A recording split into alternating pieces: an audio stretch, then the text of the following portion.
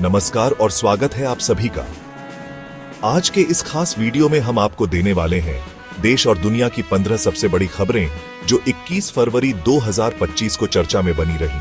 ताजा अपडेट, महत्वपूर्ण घटनाएं और वो सारी खबरें जो आपको जाननी चाहिए, सब कुछ मिलेगा यहीं एक ही वीडियो में।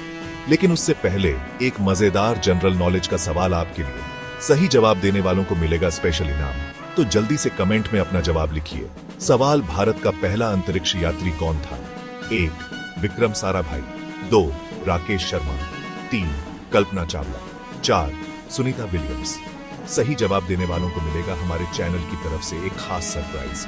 तो जल्दी से वीडियो को लाइक करें, शेयर करें और अगर आप नए हैं तो चैनल को सब्सक्राइब करके बेल आइकन दबा दें ताकि आपको हर बड़ी खबर सबसे पहले मिले। चलिए अब बिना देर किए बढ़ते हैं आज की बड़ी खबरों की ओर। दिल्ली को मिली नई मुख्यमंत्री रेखा गुप्ता ने ली शपथ।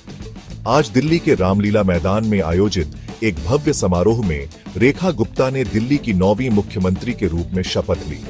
उपराज्यपाल विनय कुमार सक्सेना ने उन्हें पद एवं गोपनीयता की शपथ दिलाई। रेखा गुप्ता, जो दिल्ली विश्वविद्यालय छात्र संघ की पूर्व अध्यक्ष और शालीमार बाग से पहली बार विधायक चुनी गई है, ने हिंदी में ईश्वर के नाम पर शपथ ली। इस अवसर पर प्रधानमंत्री नरेंद्र मोदी सहित भाजपा के कई शीर्ष नेता मौजूद थे। रेखा गुप्ता ने अपने संबोधन में दिल्ली को एक विकसित और समृद्ध शहर बनाने का संकल्प लिया।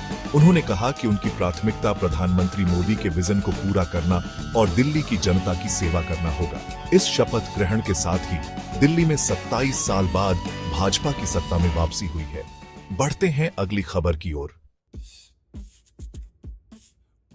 दिल्ली कैबिनेट की पहली बैठक, आयुष्मान योजना को मिली मंजूरी। शपथ ग्रहण के तुरंत बाद मुख्यमंत्री रेखा गुप्ता ने अपनी पहली कैबिनेट बैठक बुलाई। इस बैठक में आयुष्मान भारत योजना को दिल्ली में लागू करने की मंजूरी दी गई, जिससे लाखों नागरिकों को स्वास्थ्य बीमा का लाभ मिलेगा। साथ ही आगामी विधानसभा सत्र में नियंत्रक और महालेखा परीक्षक की लंबित रिपोर्टों को पेश करने का निर्णय लिया गया। मुख्यमंत्री ने कहा कि उनकी सरकार पारदर्शिता और जवाबदेही के साथ काम करेगी ताकि जनता का विश्वास जीता जा सके।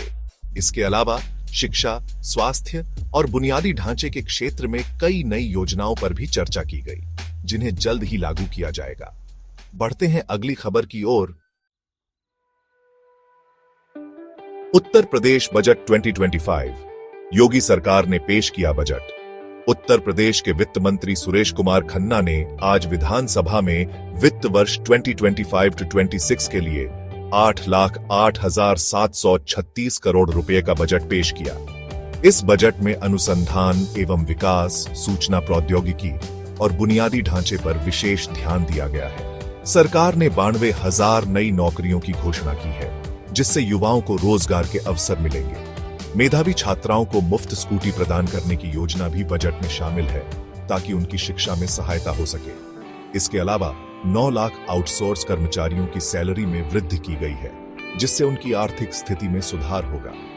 मुख्यमंत्री योगी आदित्यनाथ ने कहा कि यह बजट प्रदेश के सर्वांगीण विकास को ध्यान में रखते हुए तैयार किया गया है। बढ़ते हैं अगली खबर की ओर। कांग्रेस नेता सोनिया गांधी अस्पताल में भर्ती। कांग्रेस की वरिष्ठ नेता सोनिया गांधी को स्वास्थ्य समस्याओं के चलते दिल्ली के सर गंगाराम अस्पताल में भर्ती कराया गया है। अस्पताल के डॉक्टरों की एक टीम उनकी निगरानी कर रही है और उनकी स्थिति स्थिर बताई जा रही है। कांग्रेस पार्टी के सूत्रों के अनुसार सोनिया गांधी को हल्का बुखार और थकान महसूस हो रही थी, जिसके बाद उन्हें अस्पताल लाया गया। डॉक्टरों ने उन्हें कुछ दिनों के लिए आराम करने की सलाह दी है। पार्टी कार्यकर्ता और समर्थक उनके शीघ्र स्वस्थ होने की कामना कर रहे हैं। बढ़ते हैं अगली खबर की ओर। चैंपियंस ट्रॉफी 2025, भारत की शानदार शुरुआत। आईसीसी चैंपियंस ट्रॉफी 2025 के अपने पहले मैच में भारत ने बांग्लादेश को 6 विकेट से हराकर टूर्नामेंट में शानदार शुरुआत की है। दुबई इंटरनेशनल क्रिकेट स्टेडियम में खेले गए इस मैच में बांग्लादेश ने पहले बल्लेबाजी करते हुए 250 रन बनाए। जवाब में भारतीय टीम ने 48 ओवर में ही लक्ष्य हासिल कर लिया। शुभमन गिल ने बेहतरीन प्रदर्शन करते हुए 120 रनों की शतकीय पारी खेली, जबकि कप्तान रोहित शर्मा ने 65 रन बनाए। गेंदबाजी में मोहम्मद शमी ने 5 विकेट लेकर बांग्लादेश की बल्लेबाजी को तहस नहस कर दिया। इस जीत के साथ भारत ने अपने ग्रुप में मजबूत स्थिति बना ली है और अगले मैच में पाकिस्तान के खिलाफ आत्मविश्वास के साथ उतरेगा। बढ़ते हैं अगली खबर की ओर। दिल्ली कैबिनेट में विभागों का बंटवारा। मुख्यमंत्री रेखा गुप्ता ने अपनी नई कैबिनेट में विभागों का बंटवारा कर दिया है। उन्होंने वित्त मंत्रालय अपने पास रखा है, जबकि प्रवेश वर्मा को लोक निर्माण विभाग पीडब्ल्यूडी सौंपा गया है। आशीष सूद को गृह मंत्रालय की जिम्मेदारी दी गई है। इसके अलावा स्वास्थ्य और शिक्षा विभाग की जिम्मेदारी विजेंद्र गुप्ता को दी गई है। दिल्ली सरकार ने अपने पहले ही दिन प्रशासनिक स्तर पर कई बड़े फैसले लिए, जिससे आने वाले दिनों में नई योजनाओं की शुरुआत होने की उम्मीद है। राजनीतिक विशेषज्ञों का मानना है कि नई सरकार के यह फैसले अगले चुनावों पर भी असर डाल सकते हैं। बढ़ते हैं अगली खबर की ओर। महाकुंभ में भीड़ प्रबंधन संगम तक पहुंचने के लिए 10 किलोमीटर पैदल यात्रा। प्रयागराज में चल रहे महाकुंभ 2025 में श्रद्धालुओं की भारी भीड़ उमड़ रही है। प्रशासन ने सुरक्षा कारणों से वाहनों की एंट्री प्रतिबंधित कर दी है, जिससे श्रद्धालुओं को संगम तक पहुंचने के लिए करीब 10 किलोमीटर पैदल चलना पड़ रहा है। रेलवे प्रशासन ने भी विशेष ट्रेनों की व्यवस्था की थी, लेकिन अत्यधिक भीड़ के कारण कई ट्रेनों को रद्द कर दिया गया है। यूपी सरकार ने पुलिस और प्रशासन को हाई अलर्ट पर रखा है, ताकि भीड़ नियंत्रण में रहे और किसी भी तरह की अव्यवस्था न हो। बढ़ते हैं अगली खबर की ओर। दिल्ली में नई सरकार, भ्रष्टाचार की जांच होगी तेज। मुख्यमंत्री रेखा गुप्ता ने पूर्व मुख्यमंत्री अरविंद केजरीवाल की सरकार पर निशाना साधते हुए कहा कि दिल्ली में भ्रष्टाचार की जांच तेज की जाएगी। उन्होंने कहा कि उनकी सरकार जनता के पैसे का सही उपयोग सुनिश्चित करेगी और सभी घोटालों की पारदर्शी जांच होगी।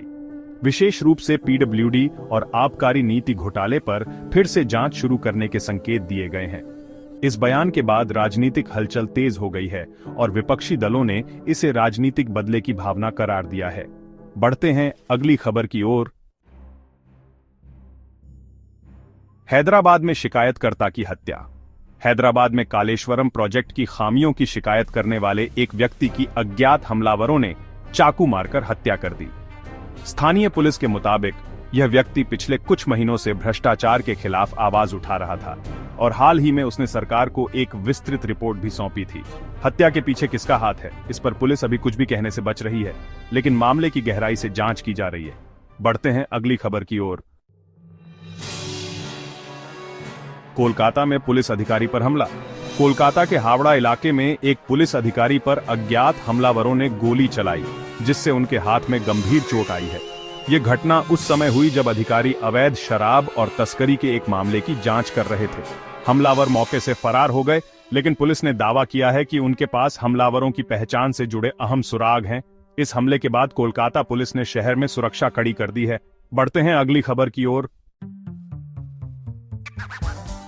अमेरिका में विमान हादसा, 2 की मौत। अमेरिका के दक्षिणी एरिजोना के एक हवाई अड्डे पर 2 छोटे विमानों की टक्कर हो गई, जिससे 2 लोगों की मौत हो गई। रिपोर्ट के अनुसार दोनों विमान लैंडिंग के दौरान एक दूसरे से टकरा गए और हादसे के तुरंत बाद हवाई अड्डे पर आपातकालीन सेवाएं सक्रिय कर दी गईं। राष्ट्रीय परिवहन सुरक्षा बोर्ड इस दुर्घटना की जांच कर रहा है और शुरुआती रिपोर्ट में पायलट की गलती को संभावित कारण माना जा रहा है। बढ़ते हैं अगली खबर की ओर। अमेरिकी सरकार का बड़ा फैसला, 6,700 कर्मचारियों की छंटनी। अमेरिकी राष्ट्रपति डोनाल्ड ट्रंप की सरकार ने टैक्स विभाग से 6,700 कर्मचारियों की छंटनी का बड़ा फैसला लिया है। इस फैसले के पीछे कारण बताया गया है कि सरकार अपने खर्चों में कटौती कर रही है और टैक्स सुधार की दिशा में आगे बढ़ रही है। इस फैसले के बाद अमेरिका में बेरोजगारी दर पर असर पड़ सकता है, जिससे आर्थिक संकट की आशंका बढ़ गई है। बढ़ते हैं अगली खबर की ओर। दिल्ली का मौसम, तापमान में गिरावट। दिल्ली में ठंड एक बार फिर से लौट आई है। आज दिल्ली का अधिकतम तापमान 24 डिग्री सेल्सियस और न्यूनतम तापमान 12 डिग्री सेल्सियस दर्ज किया गया। मौसम विभाग ने अगले कुछ दिनों में हल्की बारिश की संभावना जताई है, जिससे दिल्ली वासियों को ठंड का एक और दौर देखने को मिल सकता है। बढ़ते हैं अगली खबर की ओर। कर्नाटक में कश्मीरी छात्र के साथ रैगिंग। कर्नाटक के एक मेडिकल कॉलेज में प्रथम वर्ष के कश्मीरी छात्र के साथ रैगिंग करने के मामले में 5 अंतिम वर्ष के छात्रों को गिरफ्तार किया गया है। छात्र ने कॉलेज प्रशासन और पुलिस में शिकायत दर्ज करवाई थी, जिसके बाद पुलिस ने सख्त कार्रवाई करते हुए सभी आरोपियों को गिरफ्तार कर लिया। रैगिंग के बढ़ते मामलों को देखते हुए सरकार ने सभी विश्वविद्यालयों को इस पर कड़ी नजर रखने के निर्देश दिए हैं। बढ़ते हैं अगली खबर की ओर। न्यूजीलैंड ने पाकिस्तान को हराया। आईसीसी चैंपियंस ट्रॉफी 2025 में न्यूजीलैंड ने पाकिस्तान को 60 रनों से हराकर शानदार जीत दर्ज की। न्यूजीलैंड ने पहले बल्लेबाजी करते हुए 320 रन बनाए, जिसमें डेवोन कॉनवे ने 112 रन की शानदार पारी खेली। इसके जवाब में पाकिस्तान की टीम 260 रनों पर ऑल आउट हो गई। न्यूजीलैंड के तेज गेंदबाज ट्रेंट बोल्ट ने 4 विकेट लेकर पाकिस्तान के मध्य क्रम को ध्वस्त कर दिया। कैसी लगी आपको ये सारी खबरें? मुझे कमेंट्स में जरूर बताइए। अगर वीडियो अच्छा लगा हो तो इसे लाइक कीजिए, और अगर आपने चैनल को सब्सक्राइब नहीं किया है तो अब भी सब्सक्राइब कीजिए। साथ ही घंटी के निशान को दबाना मत भूलिएगा, ताकि आपको हमारी हर नई वीडियो का नोटिफिकेशन सबसे पहले मिले। मैं फिर मिलूंगा ऐसी ही अच्छी और खास खबरों के साथ। तब तक के लिए जय श्री राम, जय हिंद, वंदे मातरम।